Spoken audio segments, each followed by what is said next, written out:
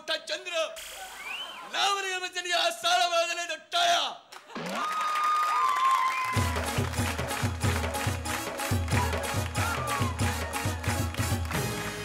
वाले का वा हा मागच्या 2 आठवड्यात तू म्हणजे ताप आणला होतास आम्हाला. हो मला झालेला. हो खरंच म्हणजे ह्याचं कसं आहे माहिती का, मराठी माणसं असं असतं ना, 100 रुपये कमवतो, 90 खर्च झाले की परत मग बाहेर कमवायला पडतो. अरुण दादा. हा मी मगाशीच म्हटलं की किश्याना जर परफॉर्मन्सची जोड मिळाली तर काय होऊ शकतं किंवा काय करू शकतं. संतोषने ते सिद्ध करून दाखवलं. अरुण दादा गुण देतील. खळखळाट. वा मी पण खळखळाट. खळखळाट हो, खळखळाट. वा अनासपुरे साहेब. मी तुला थोडीशी शिक्षा देतो एवढंच. खो खो पर्यंत गुण दिलेले आहेत मकरंद. Thank you sir. आपला हास्य सम्राट आपणच निवडा. संतोष शिंदे यांना SMS करण्यासाठी टाईप करा HS स्पेस त्यांचा कोड नंबर आहे 06 आणि पाठवा 57575 या नंबरवर. BSNL दूरध्वनी धारकांनी डायल करा 1250115. MTNL दूरध्वनी धारकांनी डायल करा 12501111115. आता बरं का येतोय पुढचा आपला परफॉर्मर. अरुण दादा तो ना असं बोलतो सगळं आणि तो प्राध्यापक आहे इकॉनॉमिक्सचा. हो अजित कुमार कोष्टी. आमचं एक दोस्त गणे आहे, ते मला म्हणतंय की माणसानं मोठं होण्यासाठी स्वप्न बघितली पाहिजेत, म्हणून मी उशिरा उठतोय. हल्ली ना मला सुद्धा कधीही झोप लागत नाही अशी स्वप्न पडतात. हो काल बागेत गेलो होतो, काका असं एक जण असं बसला होता आणि म्हणे, स्वप्नात साजना येशील का. माझं पण काकांच्या सारखंच आहे. त्यांच्या स्वप्नात कसं काय सजन्या प्रियसी येतात कुणास ठाऊक. आमच्या स्वप्नात कधी बोंबलायला बायको आली नाही आजपर्यंत.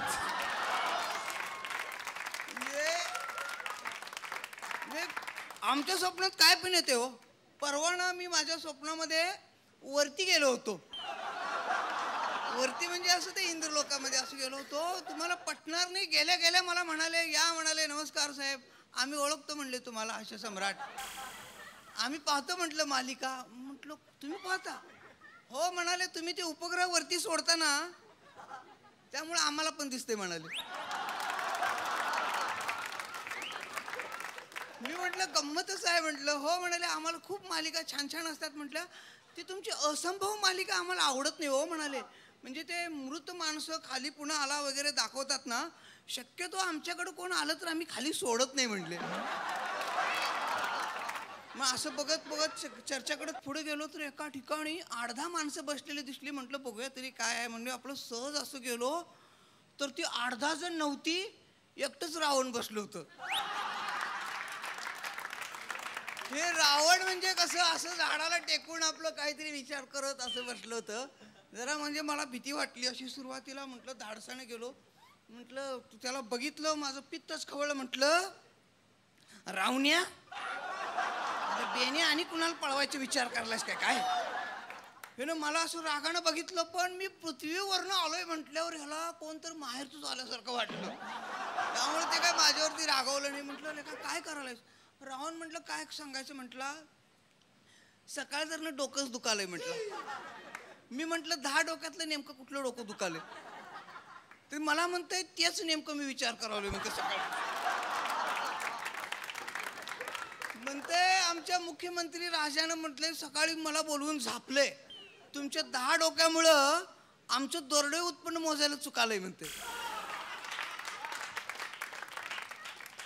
तुमच्या राज्यात कसं कसं काय काय चाललंय. मी म्हटलं आमचं काय म्हटलं महाराष्ट्र राज्य मजेत आहे म्हटलं.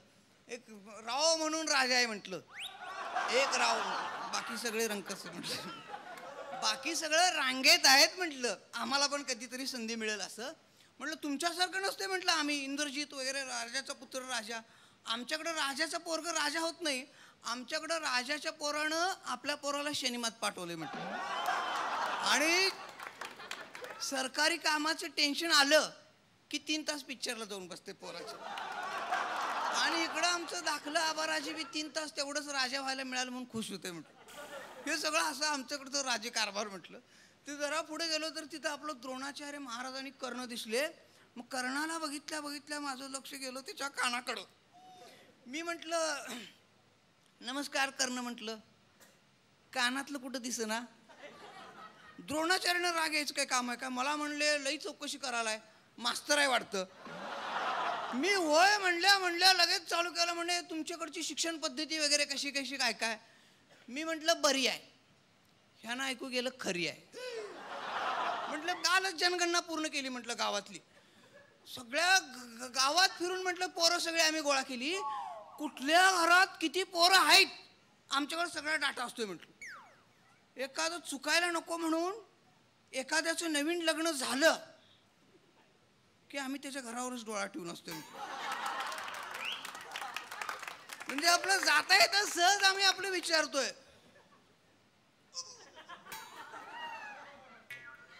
कितवा म्हणजे आम्हाला घ्यायला लागतो.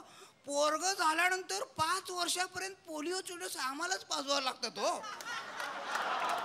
द्रोणाचार्य म्हणले तुला मी शिक्षण कार्य विचारायला लागलो. शिक्षण कार्य. मी म्हटलं मग मी काय सांगायला लागलोय. म्हटलं मी काय सांगालोय. परवा ग्रामपंचायतीच्या निवडणुकीत अधिकारी म्हणून कोण आमचा बाग गेलता काय म्हटलं. हे म्हणे अरे मी तुला शिक्षण कार्य विचारायला लागलोय. शिक्षण कार्य. मी म्हटलं आजोबा ताप आलाय काय म्हटलं.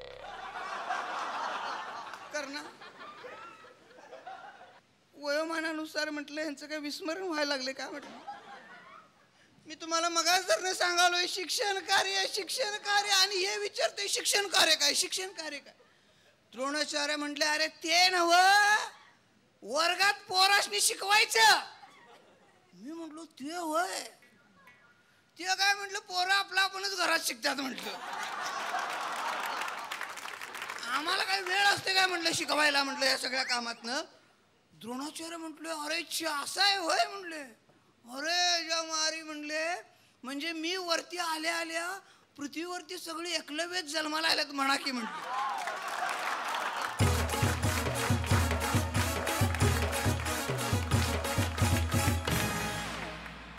अरुण दादा छान सांगितलं. तुमच्या आवाजाची जात मला फार आवडली. एकतर चेहऱ्यावर म्हणजे कुठलंही काही न दाखवता ते त्यांनी स्वरातून जास्त ते दाखवण्याचा प्रयत्न केलाय आणि त्याच्यामध्ये ते प्लस झाले असं मला वाटतं. गुण बघूयात किती. खो खो पर्यंत गुण दिलेले आहेत अरुण दादा. नायगावकर साहेब खळखळाट. अनासपुरी साहेब खळखळाट. आपला हास्य सम्राट आपणच निवडा. अजित कुमार कोष्टी यांना SMS करण्यासाठी टाईप करा HS स्पेस त्यांचा कोड नंबर आहे 05 आणि पाठवा 57575 या नंबरवर. BSNL दूरध्वनी धारकांनी डायल करा 1250115. MTNL दूरध्वनी धारकांनी डायल करा 12501111115. आता अजित कोष्टीने सांगितलं की स्वप्न पडतात. खरं तर तरुण मुलांना कशी स्वप्न पडायला पाहिजेत नाही का माझ्या वयातल्या.